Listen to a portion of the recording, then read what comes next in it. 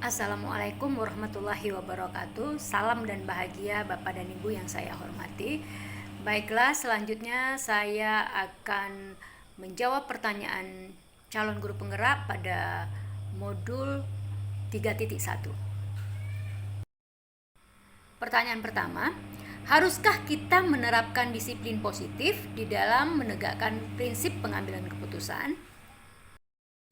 Baik, tentunya karena pada disiplin positif merujuk pada nilai-nilai kebijakan saat mengambil keputusan. Yang menjadi pertimbangan adalah nilai-nilai kebijakan universal, berpihak kepada murid, dan keputusan yang bertanggung jawab.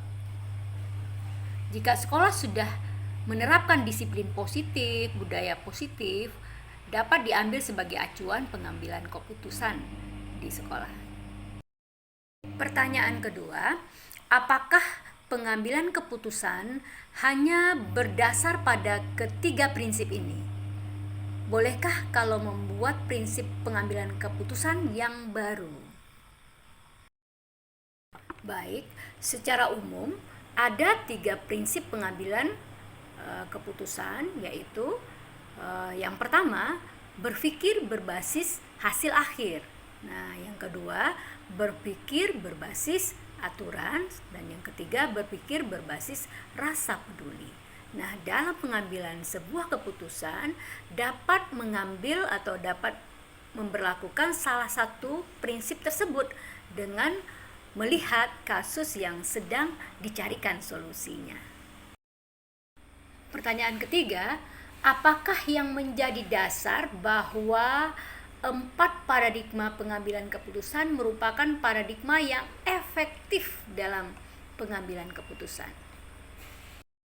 Baik, yang menjadi dasar pada pengambilan keputusan adalah berdasarkan nilai-nilai kebajikan universal, kepentingan murid, dan keputusan yang bertanggung jawab. Selama pengambilan keputusan berdasarkan hal-hal tersebut, maka keputusan yang diambil dapat dikatakan efektif dalam pengambilan keputusan. Baiklah, pertanyaan yang keempat adalah dalam langkah pengujian pengambilan keputusan, ketika kita telah menentukan siapa yang terlibat dalam situasi ini, dan ternyata ketika ada klarifikasi, ada yang mengelak tidak merasa ikut terlibat, apa yang harus kita lakukan? Baik, yang dapat dilakukan jika ada yang mengelak dan merasa tidak ikut terlibat, maka kita dapat mencari data dan mencari bukti-bukti lebih dalam lagi terkait keterlibatannya dalam kasus tersebut.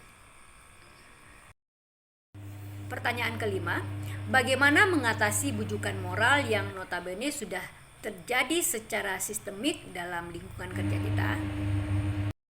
Nah, tentu hal ini sering terjadi pada lingkungan kerja kita ya Bapak dan Ibu. Cuman kita harus yakin untuk dapat mengatakan yang benar itu benar dan yang salah adalah salah, dengan pertimbangan dari segi agama, hukum, moral, etika terhadap putusan yang diambil serta dampak daripada keputusan tersebut.